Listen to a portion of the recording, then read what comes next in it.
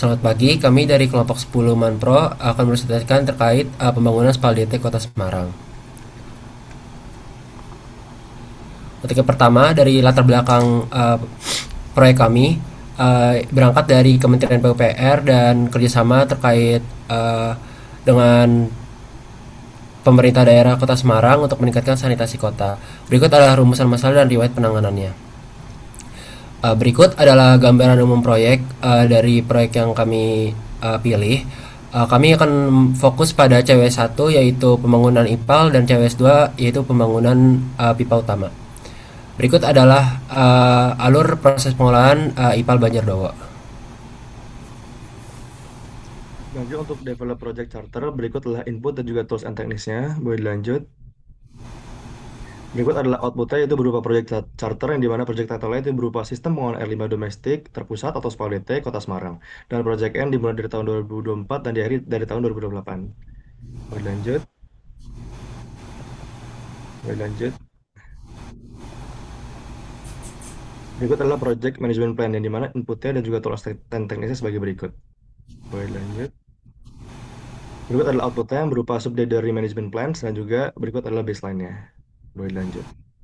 Selanjutnya, kita akan melakukan define scope merupakan input sebagai berikut. Selanjutnya, ini tools and teknik yang digunakan. Dan ini adalah output yang dihasilkan, yaitu berupa produk scope berupa pipa Banjardowo, jaringan perpipaan, dan instalasi pengolahan lumpur tunja. Adapun kriteria keberhasilan teknis dan batasan ruang lingkup sebagai berikut. Selanjutnya merupakan work breakdown structure. Di sini kita menggunakan input dan juga tools and teknik sebagai berikut. Dan didapatkan output sebagai berikut. Di sini kita fokus pada proyek pembangunan SPALDT Kota Semarang tahap 1A atau CWIS 1. Berikut merupakan link dari WBS yang sudah kami buat. Untuk selanjutnya adalah project schedule management. Yang pertama itu ada plan schedule management, berikut adalah input dan tools and teknisnya. Untuk outputnya sendiri yaitu ada schedule management plan yang berisikan komponen manajemen jadwal dan ketentuan pelaksanaan. Selanjutnya adalah different activities dengan input yang sama, berikut ada tools and teknisnya. Berikut adalah output dari different activities yaitu contoh activity list proyek CW1 yang kita ambil pada jenis pekerjaan site work. Untuk selanjutnya ada sequence activities, berikut adalah input dan tools and teknisnya. Untuk outputnya sendiri ada project schedule dependency sebagai berikut. Untuk selanjutnya ada estimate activity duration, berikut adalah input dan tools and teknisnya. Untuk outputnya sendiri, yang pertama ada estimate activity pembangunan dari IPAL Banjardowo sebagai berikut, dan estimate activity dari proyek pipa utama. Dan ini adalah detail dari estimate activity pembangunan IPAL Banjardowo. Untuk selanjutnya ada develop schedule, berikut adalah input dan tools and teknisnya. Untuk outputnya sendiri itu ada perhitungan critical path method. Dari sini kita dapat mengetahui jalur kritis dan jalur non kritis. Dan ini adalah diagram critical path methodnya. Dan berikut adalah S-curve dari proyek kami. Lanjut untuk plan cost management, berikut adalah input dan juga tools dan teknisnya. Boleh dilanjut. Untuk output sendiri itu sebagai berikut, yaitu berisi komponen manajemen dan juga ketentuan pelaksanaannya. Boleh lanjut. Selanjutnya itu adalah estimate cost, yang dimana inputnya dan juga tools dan teknisnya sebagai berikut. Boleh lanjut.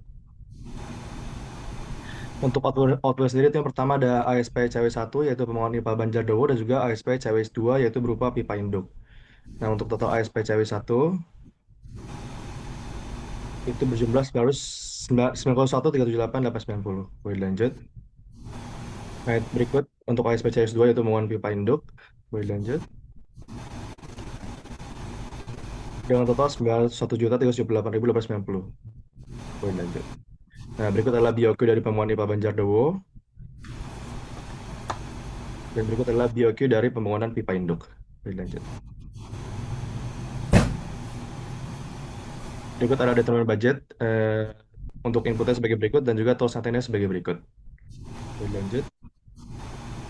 Nah, untuk output sendiri itu berupa rencana anggaran biaya dengan total sebagai berikut. Boleh lanjut.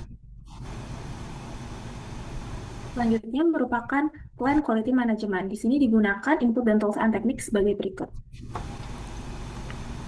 Untuk outputnya sendiri, kita fokus pada paket pekerjaan perimeter wall. Yang pertama ada kebijakan mutu. Pada tahap ini kami menetapkan kebijakan mutu yang berisi spesifikasi, metode pengujian, dan kriteria penerimaan untuk memastikan pekerjaan memenuhi standar yang telah ditetapkan.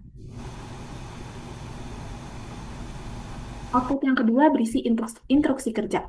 Kami menyusun instruksi kerja sebagai panduan pelaksanaan setiap tahapan pekerjaan agar metode konstruksi di lapangan berjalan sesuai spesifikasi teknis. Yang ketiga, kami menyusun SOP sebagai prosedur standar pelaksanaan pekerjaan untuk menjaga konsistensi mutu dan meminimalkan kesalahan selama konstruksi. Dan yang terakhir, checklist mutu digunakan sebagai alat inspeksi untuk memastikan setiap pekerjaan telah memenuhi persyaratan sebelum dilanjutkan ke tahap berikutnya. Setelah itu dibuat manage quality menggunakan input and tools and teknis sebagai berikut. Dapat didapati output berupa quality report yang digunakan untuk mendokumentasikan hasil evaluasi mutu proyek, memastikan seluruh pekerjaan telah memenuhi standar kualitas yang ditetapkan serta menjadi dasar tindakan perbaikan apabila ditemukan ketidaksesuaian. Selanjutnya masuk ke risk management, kami melaksanakan 5 proses utama. Yang pertama ada plan risk management, berikut merupakan input dan tools and techniques-nya. Selanjutnya, risk management menghasilkan risk management plan yang mencakup strategi mitigasi, metodologi, peran, dan tanggung jawab, hingga alur pelaporan risiko dari lapangan ke project manager. Selanjutnya,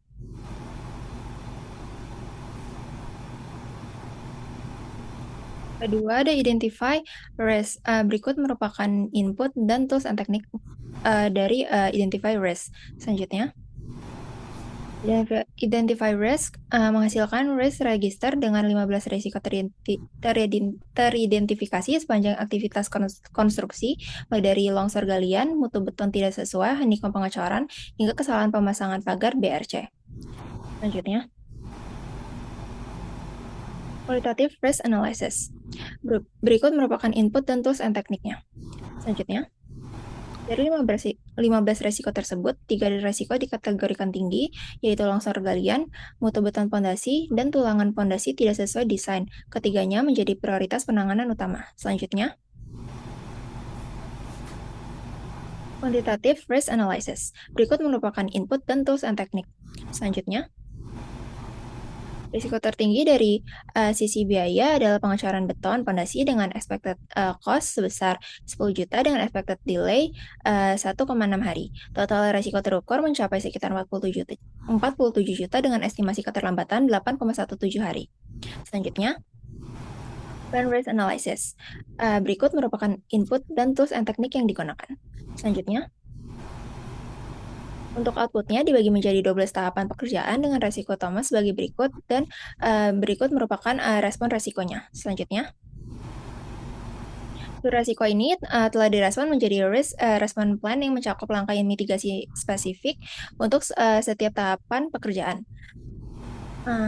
Selanjutnya yaitu environment management. Terdapat 3 output utama yang kami hasilkan. Output pertama adalah environmental planning, yaitu identifikasi dampak dan tindakan pengelolaan. Selanjutnya,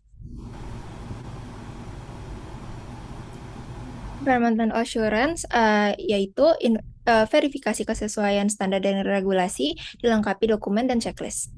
Selanjutnya,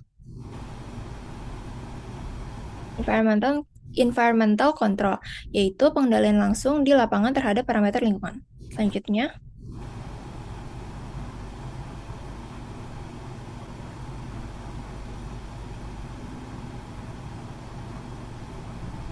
terakhir yaitu safety management.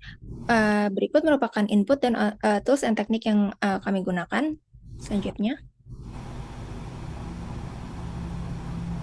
untuk outputnya kami menyusun IBPRP, identifikasi bahaya, penilaian risiko, dan pengendalian untuk seluruh pekerjaan. Selanjutnya, untuk mendukung implementasi K3, kami menyusun RB K3 senilai total sekitar 6 miliar. Selanjutnya, Seluruh pelaksanaan ketiga didukung oleh 20 dokumen dan rekaman keselamatan dikelola secara rutin. Selanjutnya, demikian presentasi dari kelompok kami. Kurang lebihnya mohon maaf. Wassalamualaikum warahmatullahi wabarakatuh.